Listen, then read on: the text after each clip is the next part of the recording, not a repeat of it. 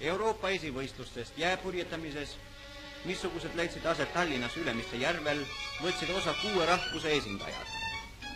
Euroopa võistlusi peeti 2 klassis, nõndanimetatud konstruktsiooni ja 15 ruutmeetri ühtustüübi klassis. Näeme konstruktsiooni klassi starti ja võistlus.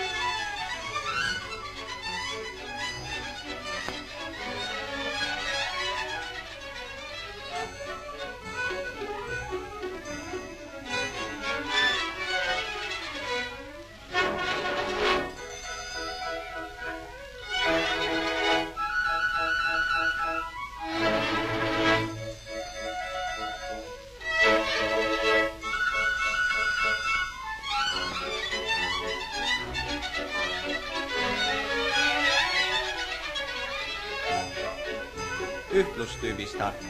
Kalmbäck Eesti asub starti. Tema tugevam konkurent sakslane Tiidik.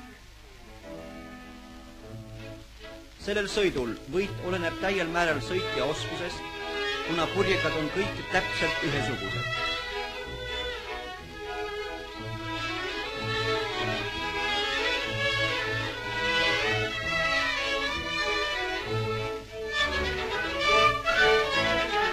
Pärast pingutavat võistlusi selgusid võitjad, värsked Euroopa meistrid.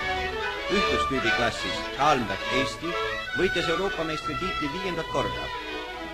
Konstruktsiooni klassis esimene Holst Eesti, teine Tepper Saksa.